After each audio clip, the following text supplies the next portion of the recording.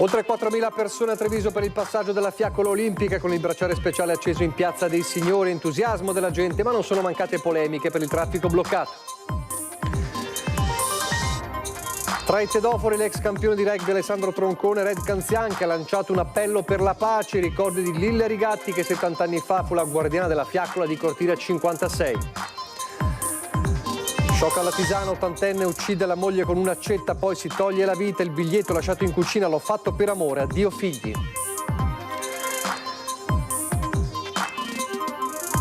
Molestata da un ragazzo ubriaco sul bus che va da Mestre a Mogliano, giovane sotto shock, lo sfogo della madre sui social è sempre più uno schifo. Domani l'accertamento sul corpo della 22enne di Preganziol, l'ipotesi resta quella di embolia causata dalla pillola anticoncezionale.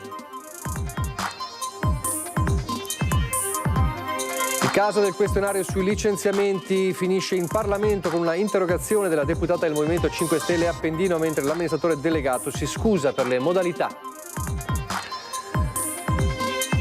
Prima grana per il movimento Resistere di Riccardo Szumski, uno dei suoi esponenti più noti, Yuri Dorian Gray, annuncia l'addio con un video polemico sui social. Cambio epocale al vertice di Fassaborto, più di 3 secoli dalla sua fondazione, l'azienda sarà guidata da un nome esterno alla famiglia, Alessandro Trivillin, che diventa presidente.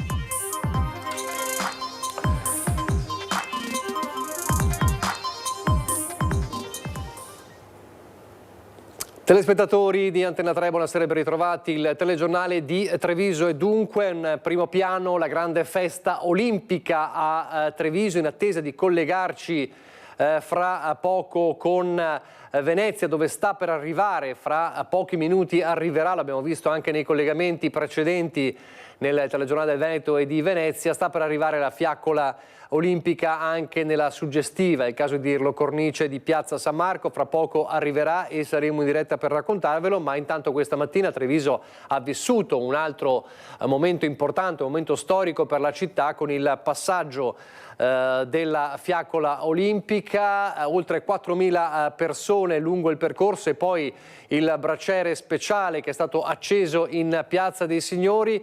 Il racconto nel primo servizio. Giù! Questo è il momento clou del passaggio della fiamma olimpica a Treviso, nella 46esima tappa del viaggio che la porterà il 26 gennaio a Cortina. Arrivata da Stratuti se l'aspettavano davanti alla storica palestra CONI. In realtà l'accensione della prima fiaccola dalla lanterna olimpica è avvenuta 200 metri prima. Andrea Benintendi, lei è il primo, cosa si prova? È un'emozione fortissima essere qua oggi a Treviso a portare per primo la fiamma verso Venezia questa sera. Avvio puntuale alle 11.45 con passo deciso per i 22 tedofori, prima lungo il put di Viale Cairoli fino a Porta Calvi per poi arrivare in Piazza Duomo dopo aver percorso Viale Cesare Battisti.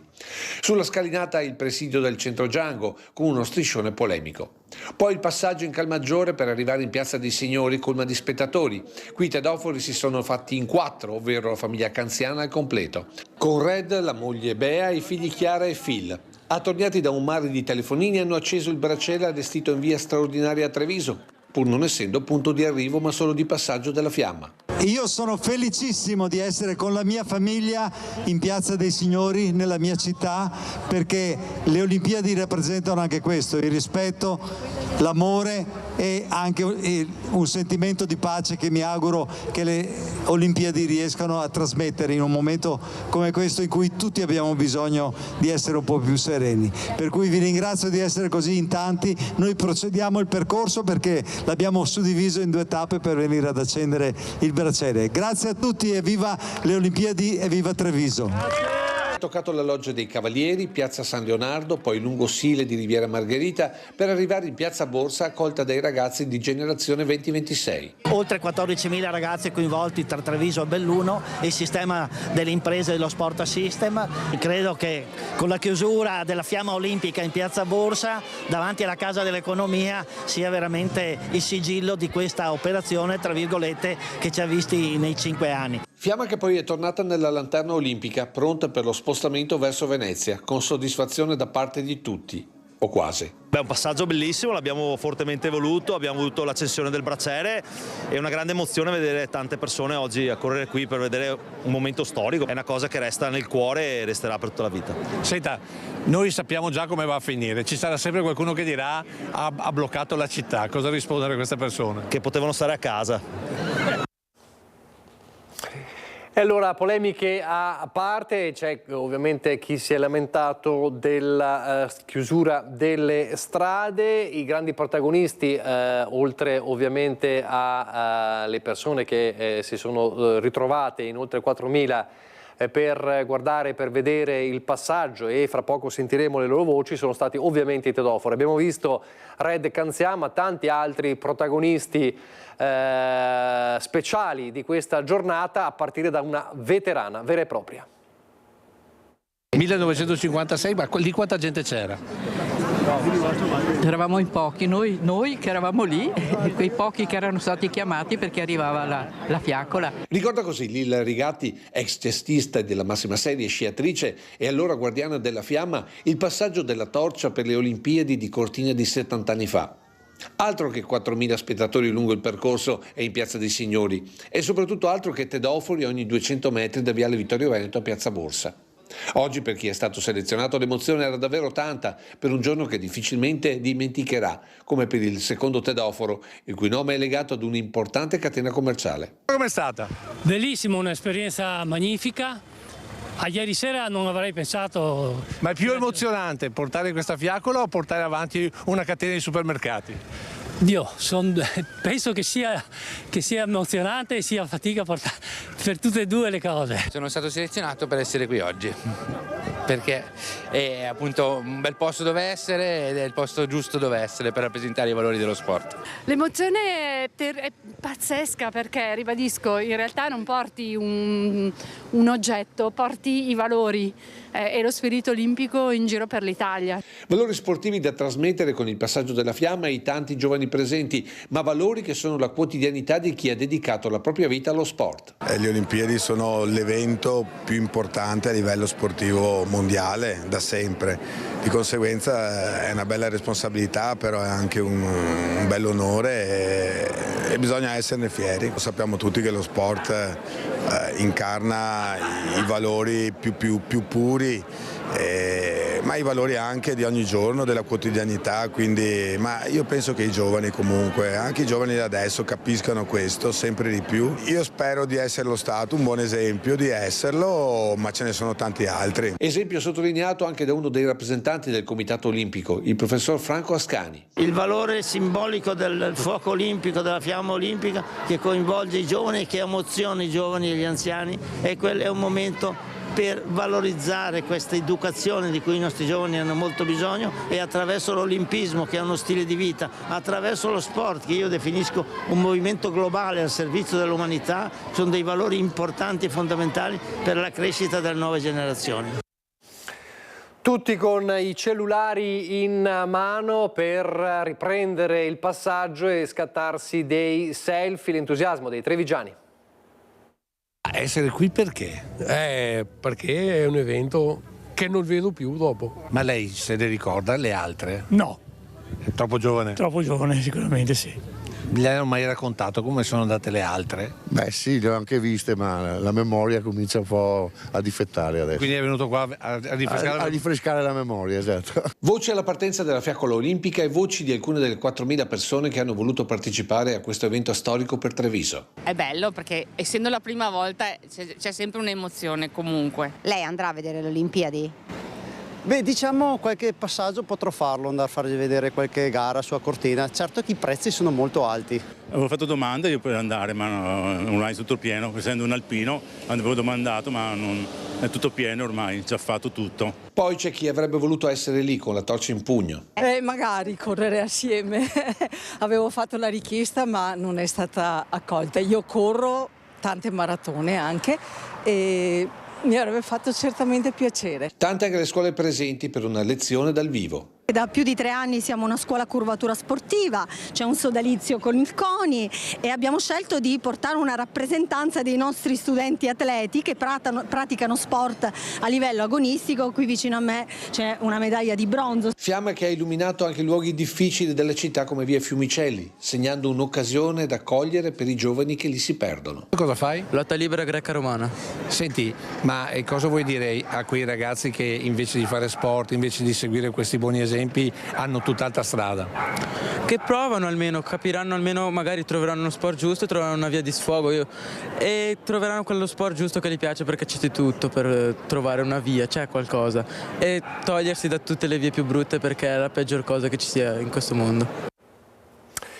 Questa dunque è la giornata di Treviso, mentre vi faccio vedere la platea che sta aspettando, eccola qua in piazza San Marco, l'arrivo della fiaccola olimpica a Venezia. Fra poco ci collegheremo con Ilaria Marchiori quando sarà il momento cruciale dell'arrivo, del passaggio dell'arrivo della fiaccola, però insomma lo scenario è già pronto con tantissime persone nella piazza, diciamo, più bella del mondo, quella di Venezia, e allora questa è la situazione e l'attesa a Venezia. Adesso chiudiamo per un attimo questa pagina di festa e di gioia per aprire invece una finestra nel vicino Friuli Venezia Giulia. Siamo alla Tisana, si è consumata una terribile tragedia, un femminicidio, suicidio, un anziano di 80 anni che uccide la moglie con un colpo di accetta e poi si toglie la vita. È uno shock per il paese, davvero ai confini con il Veneto.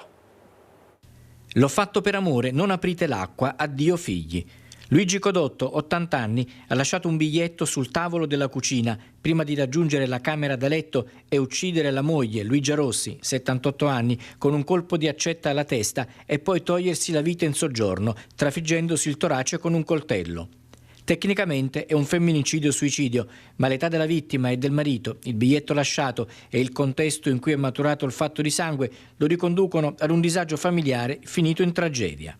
Era un disagio già trascinato un po' nel tempo. Non c'erano segnali? E come fai a stabilirli i segnali? Fanno fatica quelli che lavorano sulle teste, figuriamoci se si possono fare previsioni o pensieri di questo tipo. La scoperta dei 2 corpi senza vita nella casa al piano terra della bifamiliare in via Casette a Pertegada, frazione di Latisana, l'ha fatta la sorella della vittima, che non riuscendo a contattarli al telefono si è recata sul posto ed è riuscita ad entrare lanciando l'allarme. Il particolare, apparentemente senza alcun senso, del non aprite l'acqua, nel messaggio scritto sul biglietto, spiega la presenza dei vigili del fuoco sulla scena del delitto.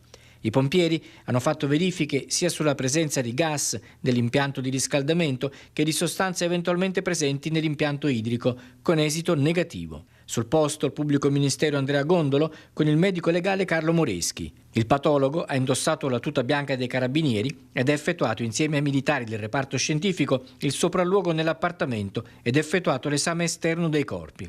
Sarà poi disposta l'autopsia per chiarire il momento in cui si è consumato il delitto e poi il suicidio. Luigi Codotto aveva alternato il lavoro di bagnino nella vicina Lignano Sabbiadoro a quello di operaio prima di andare in pensione.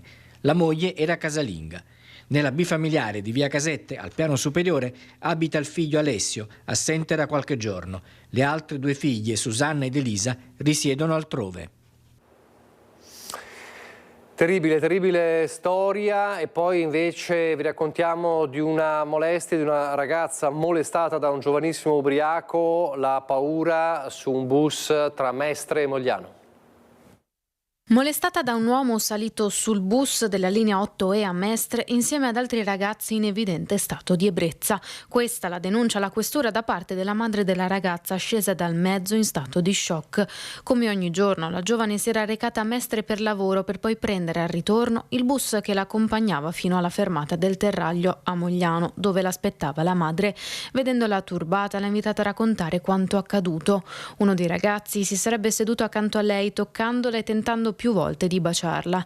La ragazza sotto shock è riuscita ad allontanarlo ed è scesa anticipatamente dal mezzo. La madre ha raccontato l'episodio sui social anche per mettere in allerta gli altri passeggeri. Al vaglio degli inquirenti le immagini delle telecamere di bordo per fare chiarezza sulla vicenda. E dunque abbiamo visto un femminicidio terribile proprio nel giorno di questo femminicidio, e anche con tante notizie come quella di questa ragazza molestata da un giovanissimo, e in giorni in cui si continua a parlare anche di violenza giovanile, di Maranza. Oggi davanti a 300 studenti all'auditorium del Sant'Artemio c'era Gino Cecchettin per tornare a parlare di cultura, per costruire prevenzione partendo proprio da loro. Serve cambiare cultura perché insomma, la violenza non nasce all'improvviso, è radicata nella nostra cultura e noi dobbiamo estirparla con l'educazione. Non ha mai smesso di ricordarlo, Gino Cecchettin, l'importanza di cambiare la cultura degli uomini. E le sue parole arrivano in un'altra giornata di lutto, mentre a pochi chilometri di distanza, alla Tisana, si consuma l'ennesimo femminicidio.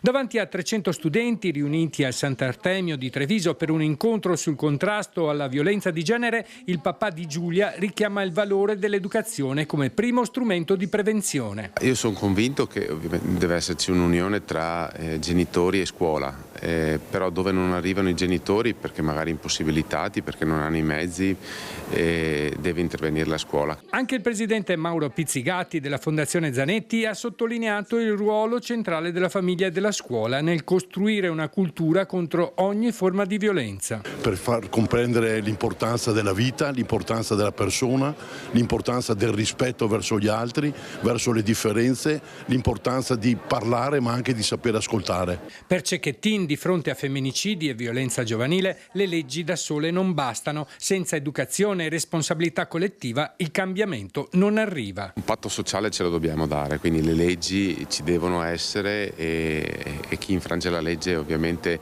deve andare incontro ad una pena. Questo fa parte di ogni società civile, però è con la cultura, con i modi quotidiani che abbiamo di vivere che fa la differenza. Cosa le dà la forza di continuare a parlare ai giovani nonostante il dolore per la perdita di Giulia? Da un lato mi fa rivivere Giulia, perché noi abbiamo un modo concreto di vivere le persone, ma c'è anche un modo astratto e in questo momento Giulia vive, e poi per cercare di evitare che ci siano altre Giulie. Sono ore di apprensione a Vedelago per la scomparsa del 29enne Dario Perilli. Di lui non si hanno più notizie da ieri. La famiglia del giovane ha già presentato denuncia alla stazione dei Carabinieri di Vedelago. Perilli alto 1,75 m circa, di corporatura medio-magra e carnagione chiara, capelli castano scuro, occhi castani e occhiali da vista, come vedete in queste immagini. Si è allontanato dalla propria abitazione a bordo di una Renault Clio di colore rosso con targa GG866AY, ripeto GG866AY, nel tardo pomeriggio di mercoledì, facendo perdere le tracce quindi di ieri. Al momento dell'allontanamento indossava pantaloni della tuta di colore nero, una maglia di colore blu scuro e scarpe antinfortunistiche da lavoro. Ovviamente, come sempre in questi casi, chiunque ha visti il giovane, il 29enne, possa riferire informazioni utili ai fini delle ricerche attualmente in corso, è pregato ovviamente di contattare il 112. E poi c'è la tragedia avvenuta in palestra a Preganziol. Domani pomeriggio saranno eseguiti gli accertamenti diagnostici per stabilire con definitiva certezza la causa della morte di Vania Vettorazzo. L'ipotesi rimane quella di embolia provocata dalla pillola anticoncezionale. Un malore improvviso, degenerato in poco tempo, lasciando nella disperazione la famiglia, gli amici e quanti conoscevano Vania Vettorazzo. 22 anni, tanti sogni, lo studio, la laurea ed un futuro all'estero. L'ipotesi è che la giovane possa essere morta per un'embolia provocata dalla pillola che assumeva, un malore che non le ha lasciato scampo. Nelle prossime ore saranno eseguiti gli accertamenti diagnostici per fugare ogni dubbio e dare delle risposte ai genitori e al fratello. Solo qualche mese fa, in estate, a Caorle, un'altra giovanissima, solo 14 anni, Matilde Valeri, era stata stroncata da questa patologia. Il problema forse è legato anche al fatto che sono cambiate le linee guida a livello nazionale ma soprattutto internazionale, dove sostanzialmente non serve più fare degli esami del sangue per capire se la pillola, che potenzialmente potrebbe dare dei disturbi alla coagulazione, perché diventa di fatto, potrebbe diventare un problema, e quindi il rischio è minimo, ma potrebbe anche creare delle embolie, come si suppone che sia questo caso. Oggi le linee guida dicono che basta fare un'anamnesi corretta, quindi chiedere se c'è familiarità eccetera eccetera, e dopo non è obbligatorio prescrivere degli esami del sangue per verificare questo. Non bisogna fare allarmismi, tiene a precisare il direttore generale dell'ULSS 2, ma sarebbe importante chiedere consiglio al proprio ginecologo e magari valutare assieme a lui un approfondimento in più prima di assumere la pillola. L'embolia, fra l'altro, arriva senza prima la manifestazione di gravi sintomi.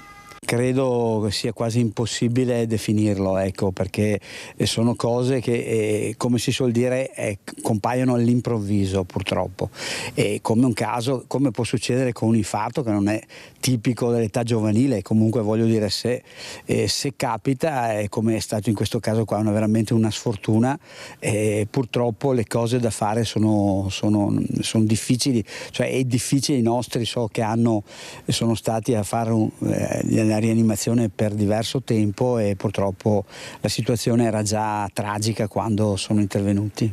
Il cuore di Vania non ha più ripreso a battere. Saranno gli esami diagnostici a stabilire l'esatta causa di questa tragedia. Se fosse accertata l'embolia provocata dalla pillola, sarebbero 2 casi in Veneto in pochi mesi, e forse qualche interrogativo in più da porsi.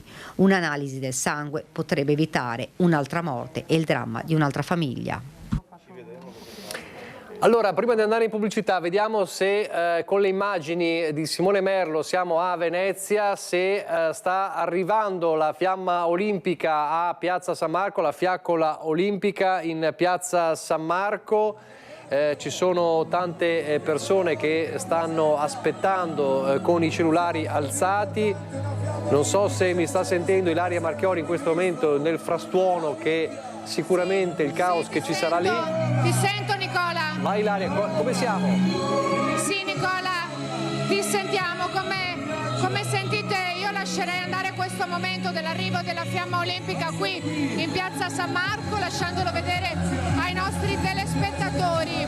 Un momento suggestivo ed emozionante. Con la cerimonia di apertura dei Giochi Olimpici Invernali 2026 e sempre più vicina.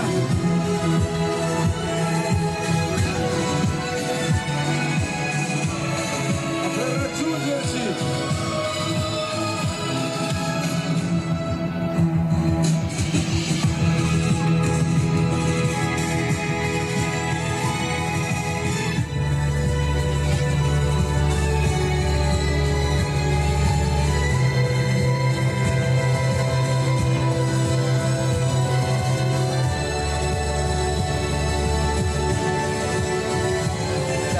fiaccola. Ilaria? Sì, eccomi qui Nicola, allora, sono qui. A che distanza si trova la fiaccola? Per accendere il braciere. E proprio eccoci lì. Molti di voi la stanno... È ancora un po' distante, è abbastanza in fondo rispetto a dove ci troviamo noi in questo momento, Nicola, però si sta avvicinando sempre di più. L'emozione è tantissima anche tra le persone che sono qui in piazza, centinaia di persone, adesso le vedete con i cellulari alzati, ma c'è chi ci ha raccontato che è qui da ore per non perdersi questo evento che ritorna in Piazza San Marco, lo ricordiamo, dopo 20 anni, dal 2006, un momento emozionantissimo da non perdere. La fiamma si sta avvicinando sempre di più. Questa mattina, il pomeriggio, scusami, era Noi passata per Mestre.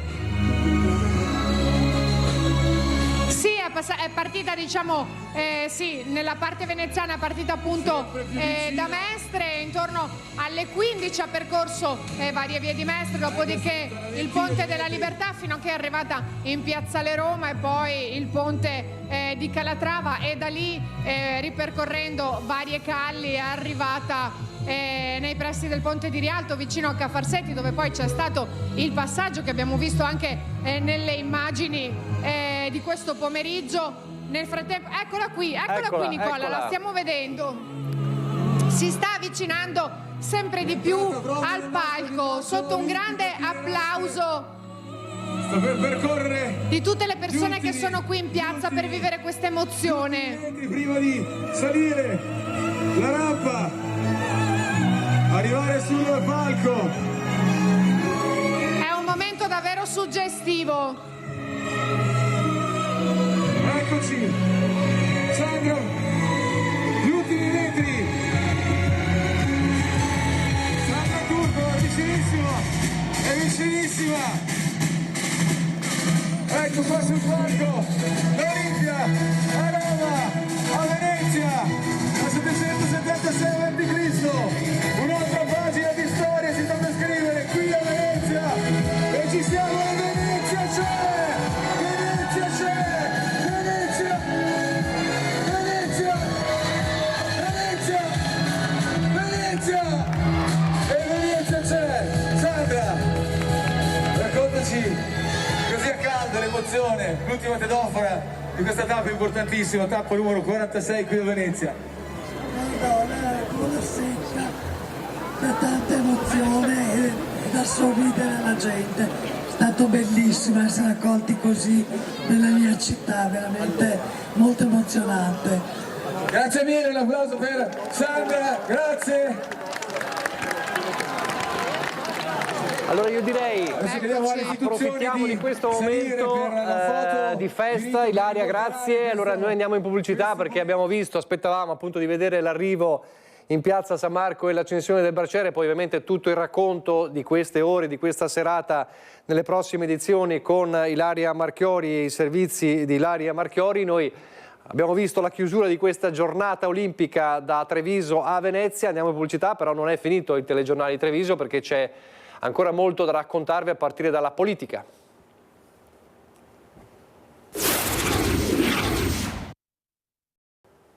Di nuovo in diretta con il telegiornale di Treviso, abbiamo appena visto l'arrivo della fiamma olimpica anche a Venezia e intanto la politica fa registrare un addio polemico perché c'è la prima grana, chiamiamola così, per il movimento Resistere di Riccardo Szumski, che è stata la vera sorpresa delle ultime elezioni regionali. Uno dei suoi esponenti più noti, Yuri Abdullah Yuran, per tutti Yuri Dorian Gray, ha deciso infatti di andarsene, lo ha annunciato lui stesso con un video sui social dove non nasconde la amarezza e la polemica, ci sono cose che possono dar fastidio, racconta, ci sono motivazioni valide di cui vi parlerò più avanti. Insomma, non finisce qui, queste le parole, alcune delle parole che ha affidato proprio ai social.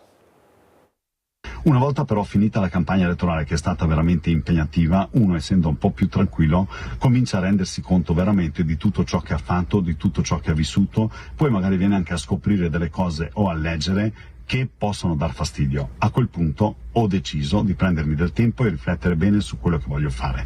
Alla fine ho deciso e volevo informarvi che a malincuore faccio un passo indietro e mi tolgo dal movimento Resistere Veneto. È stata una decisione veramente difficile, soprattutto dopo tutto quello che ho fatto, ma ci sono delle motivazioni valide di cui però vi parlerò in un secondo momento. Nel frattempo volevo solo informarvi che io continuo a lottare e a portare avanti le mie battaglie contro il bullismo, contro le baby gang, contro la violenza e soprattutto contro i furti, perché io credo che questi sono i veri problemi di tutti noi. Tutto il resto è politica e la politica fatta soprattutto in una certa maniera a me non piace e per questo a breve vi informo su tutto il resto.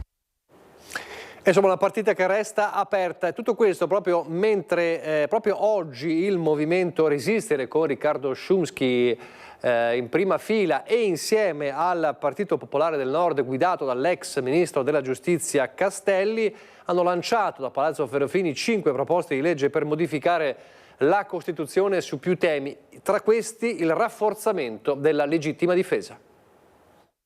Vogliamo introdurre il principio dell'inviolabilità del domicilio in Costituzione anche sotto il punto di vista della legittima difesa. C'è l'inviolabilità del domicilio tra le 5 proposte di legge di iniziativa popolare presentate dall'Aula Fallaci di Palazzo Ferrofini a Venezia. A sostenere quella sulla legittima difesa l'ex ministro della Giustizia Castelli. L'obiettivo è quello di modificare l'articolo 14 della Costituzione e gli articoli 52 e 53 del Codice Penale. La Costituzione sancirà che la legittima difesa nel proprio domicilio è assolutamente inviolabile. Credo che sia un provvedimento che va addirittura secondo la morale naturale, perché, ripeto, il domicilio è il luogo dove l'individuo cresce e svolge le sue attività familiari e quindi è un luogo, direi, dal punto di vista laico sacro. Per far diventare legge la legittima difesa servirà a raccogliere almeno 50.000 firme. Noi abbiamo fiducia anche perché oggi c'è un nuovo sistema, un nuovo strumento che è quello di firmare digitalmente presso il Ministero della Giustizia. Con la legittima difesa da parte del Partito Popolare del Nord anche la proposta di modificare gli articoli della Costituzione relativi ai comuni montani per promuoverne l'autonomia delle province. Da Resistere Veneto arrivano invece le altre proposte, dalla sanità all'introduzione dello studio della storia veneta nelle scuole, dunque la modifica all'articolo 9 della Costituzione. Quello che abbiamo detto in campagna elettorale lo facciamo, l'abbiamo già cominciato a fare su un'altra proposta che è quello degli ambulatori per vedere di aiutare i danneggiati da vaccino, e a maggior ragione questo che è un cardine della nostra proposta identitaria dello studio della storia, e poi ci sarà anche quello della lingua nelle scuole. Riteniamo che sia fondamentale nell'epoca della globalizzazione dare la possibilità alle persone di conoscere la propria storia per formare una identità consapevole. Intanto, in attesa di capire poi come andrà la raccolta delle firme per cambiare la Costituzione, appunto se si riuscirà a farlo, c'è invece una svolta importante da ieri per il Friuli Venezia Giulia, cioè l'ok del Senato al ritorno alle province elettive, ed è una svolta che anche il Veneto e la Marca attendono. Un segnale politico che auspicabilmente dovrebbe estendersi a tutta l'Italia, superando i limiti della legge del Rio ormai superata. Potrebbe quindi innescare un effetto domino anche sui territori ordinari l'ok definitivo del Senato alla riforma del nuovo statuto del Friuli Venezia Giulia, che prevede per l'appunto il ripristino delle care vecchie province, passando attraverso l'elezione diretta di presidenti e consigli. Proprio il Friuli, forte della sua autonomia, era stata la prima regione addirittura ad abolirle, cosa non riuscita nemmeno alla riforma del Rio del 2014, che di fatto le aveva svuotate di mezzi e risorse, ma non soppresse, relegandole a semplici enti di secondo grado. Il caso friulano a questo punto dovrebbe smuovere la discussione generale con quasi tutte le forze politiche che sul tema hanno più volte cambiato idea.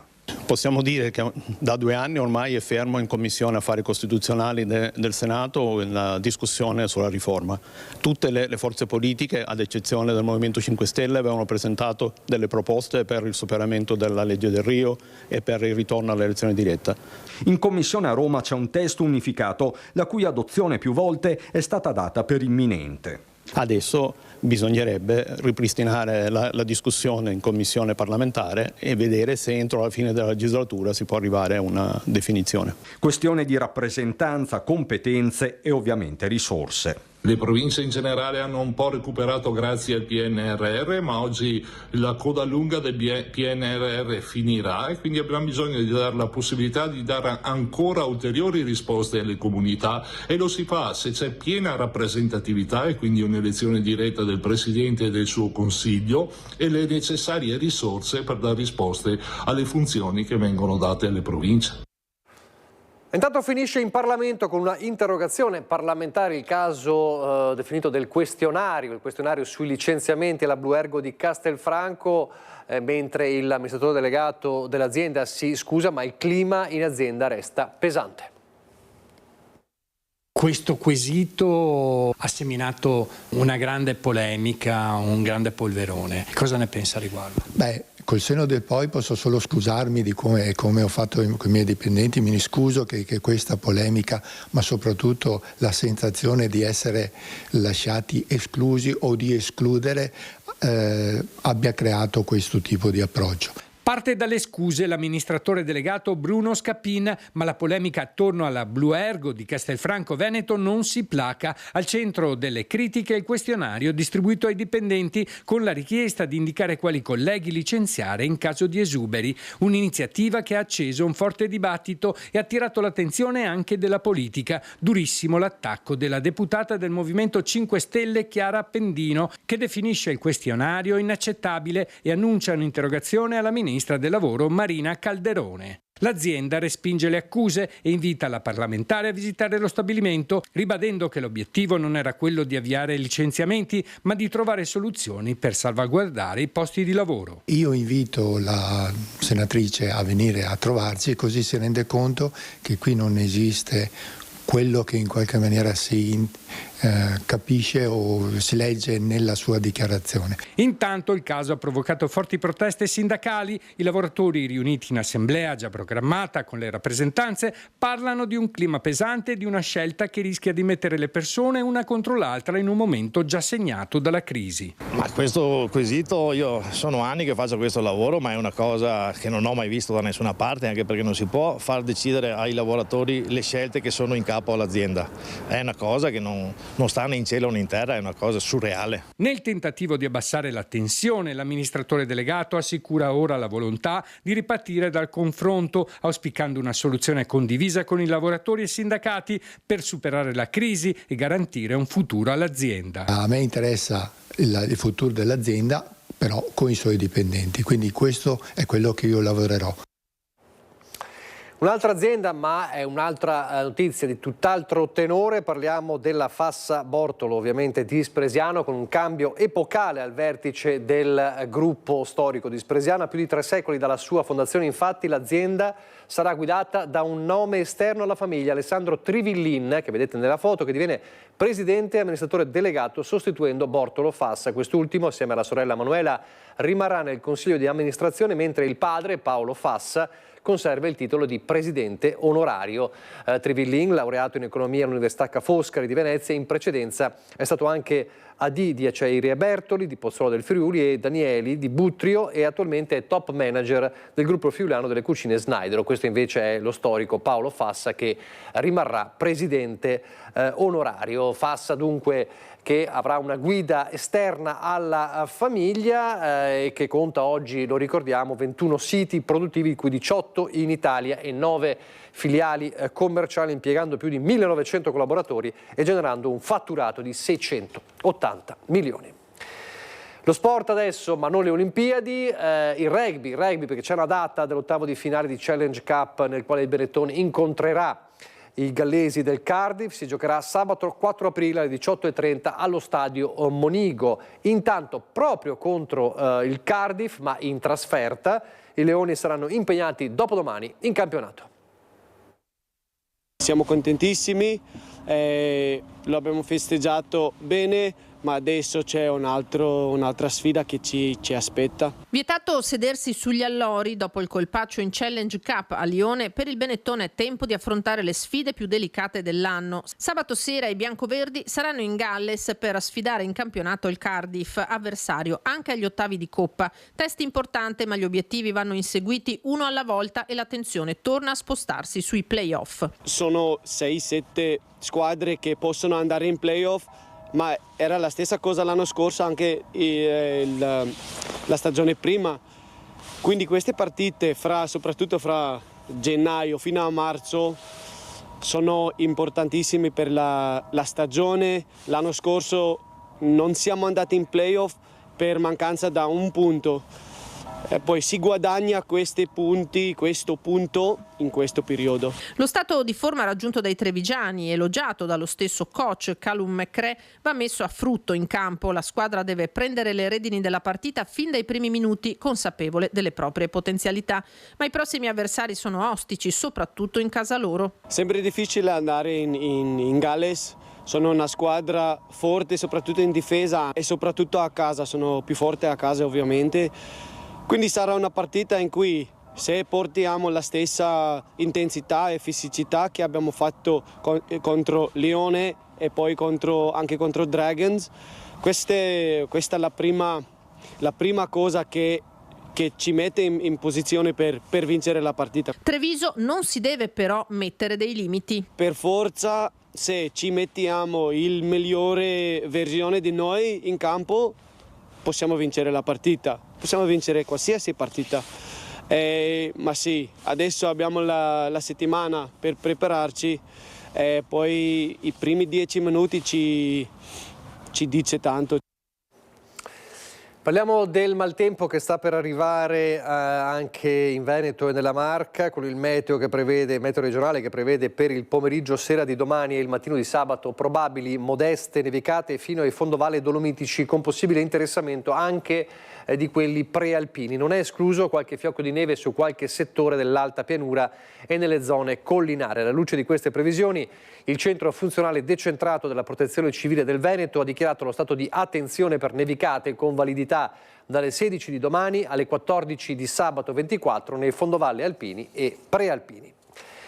E prima di andare a Belluno, sarà una pagina bellunese ovviamente molto dedicata alle Olimpiadi che si stanno per aprire, oltre ovviamente all'arrivo della fiaccola olimpica previsto per domenica, torniamo a parlare proprio di Olimpiadi, ma con un ricordo importante. Siamo a Pieve del Grappa e oggi Pieve ha celebrato il suo campione olimpico, medaglia d'oro a Cortina nel 1956.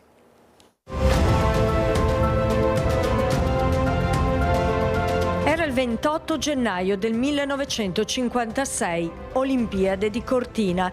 Lamberto Dalla Costa vince la medaglia d'oro bob a 2 in coppia con Giacomo Conti, precedendo di oltre un secondo l'equipaggio composto da Eugenio Monti e Renzo Alverà.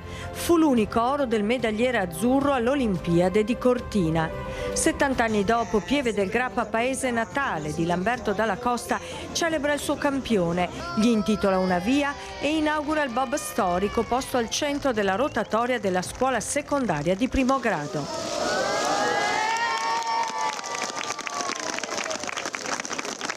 A testimonianza di quello che è stato il grande valore non solo come militare, perché era un pilota dell'aeronautica, ma anche come sportivo, come bobbista, che Lamberto Dalla Costa ha portato il nome di Crespano in alto nell'Olimpo. E abbiamo deciso di posizionarlo proprio in questa rotonda, non solo perché c'è la scuola, ma soprattutto perché c'è il nuovo impianto sportivo, proprio perché i ragazzi possono vedere che i sogni si possono realizzare, che con coraggio, tenacia, costanza e soprattutto tanto impegno si può arrivare anche a risultati che possono sembrare impossibili. Lamberto Dalla Costa a Cortina ha sicuramente realizzato un sogno. Oggi il figlio Livio, arrivato per l'occasione da Madrid, lo racconta così. Dopo 70 anni che i crespanesi si ricordino di mio papà è una cosa veramente bellissima, non ci sono parole. Fin da giovane ha dimostrato di essere una persona molto coraggiosa, si è lanciata con l'aeronautica militare, è diventato un bravo pilota, poi appunto l'esperienza del bob, anche lì vincere le gare, insomma cercare di fare il meglio, però allo stesso tempo papà era una persona molto umile e generosa. Un esempio per tanti, un orgoglio per l'aeronautica militare. Figure come Lamberto Dalla Costa vanno sempre tenute a mente e sono dei punti di riferimento per ognuno di noi, non solo in ambito sportivo ma in ambito militare, in ambito umano. Lui è stato veramente a 360 gradi, un grande uomo.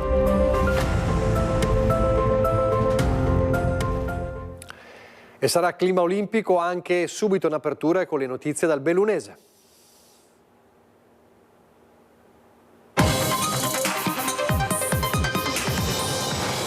Abbiamo visto la tappa trevigiana, l'arrivo in piazza San Marco a Venezia. Domani e sabato le tappe sono friulane, Friuli Venezia Giulia, Trieste e Udine. Poi domenica si avvicina al cuore delle Olimpiadi, Feltrino, Valbelluna, il capoluogo e lunedì ovviamente Cortina. Quindi ecco le tappe di avvicinamento. C'è grandissimo entusiasmo, lo sarà anche qui, domenica entrerà Feltre alle 16:30 e sarà un momento di veramente grandissima condivisione per tutti i bellunesi. L'auspicio è che siano numerosi i bellunesi ad accogliere la fiamma olimpica. Il sito Dolomind si augura che l'evento possa accendere davvero il sorriso sui volti di chi, a dirla tutta, è rimasto un po' freddino fino ad ora. A guardare l'entusiasmo che sta sostenendo i tedofori nel viaggio in Veneto, i presupposti ci sono. L'ho sempre detto che la presenza della torcia, della fiaccola, della fiamma sul nostro territorio avrebbe sicuramente scaldato i cuori di tutti e fatti entrare in quello che era il clima olimpico, come lo stiamo vedendo dalle immagini in tutte le città dove i tedofori la portano. C'è grandissimo entusiasmo, lo sarà anche qui. A Belluno la festa scatterà alle 17 in Piazza dei Martiri e si concluderà all'accensione del braciere prevista attorno alle 19:30. Organizzazione farraginosa, gestita però nel migliore dei modi dagli uffici comunali. Finalmente un coronamento di anche più di un anno di lavori, di iniziative per le scuole, per la cittadinanza, iniziative culturali che abbiamo fatto sul tema delle Olimpiadi, e quindi adesso arriva la luce della fiamma olimpica a Belluno. Ancora top secret e ufficialmente per motivi di sicurezza l'identità dei tedofori, fatte salve le 3 indicazioni consentite ai comuni per le tappe della fiamma a Belluno e a Cortina. È stata chiaramente un'operazione un po' controversa perché Belluno fortunatamente sforna un'infinità di campioni, però 3 ne dovevamo scegliere e abbiamo cercato delle motivazioni concrete su questi 3 nomi. Che sono Deborah Darold, campionessa mondiale a squadra nel tiro a segno dinamico, e gli atleti paralimpici Davide Giozzet e Lorenzo Iannetti, che vanta 8 medaglie ai mondiali di Bangkok dello scorso settembre. Abbiamo visto Iannetti ieri vicino al Presidente della Repubblica, qual è stata l'emozione? Lorenzo è un ragazzo fantastico, io ho avuto modo di conoscerlo un paio di anni fa, l'abbiamo invitato in comune col sindaco quando facevamo le pergamene dello sport, è il simbolo della determinazione, del sogno che diventa realtà e del non porsi mai dei limiti. Intanto un contingente di agenti della Polizia Locale di Roma sarà a Cortina durante i Giochi Olimpici e Paralimpici per offrire supporto operativo nella organizzazione dei servizi della Polizia Locale nel periodo dell'evento a 5 cerchi.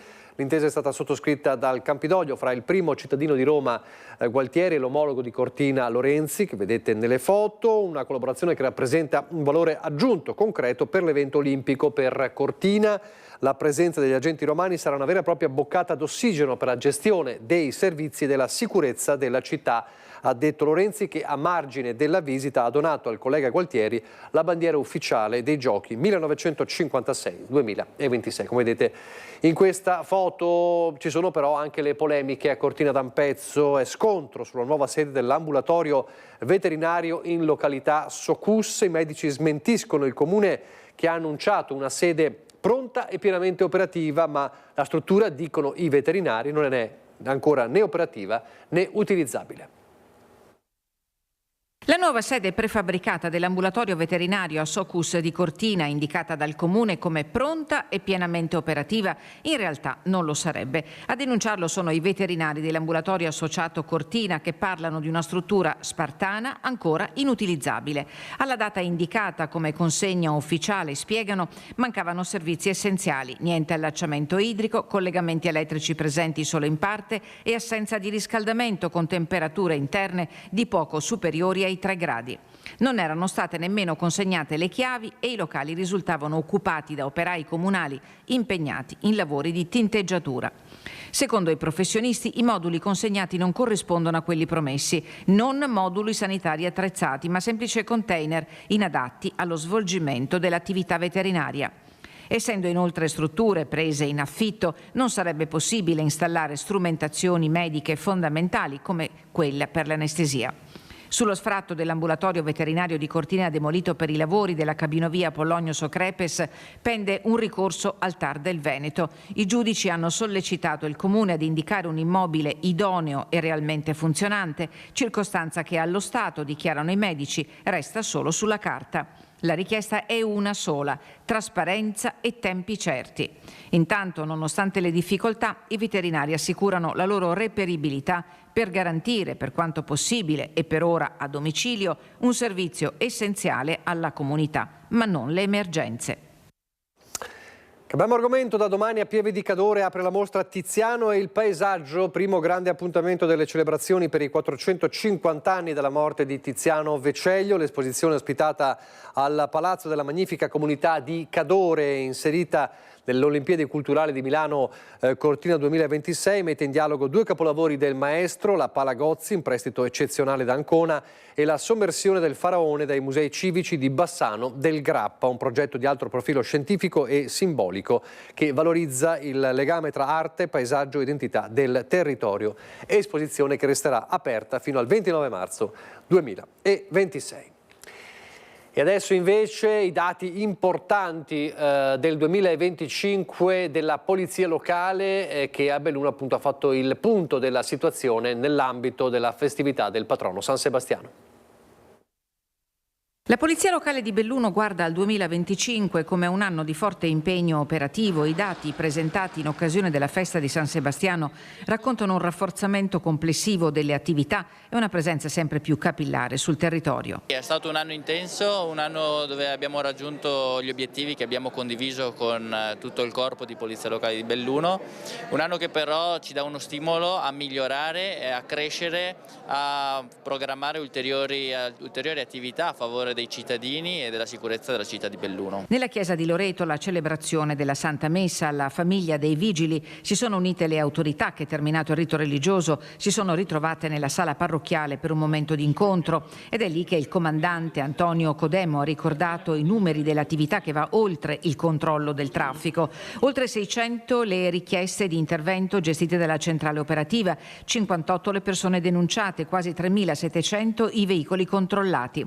In aumento anche gli incidenti stradali rilevati, 98, il 20% in più rispetto all'anno precedente, con 59 patenti ritirate.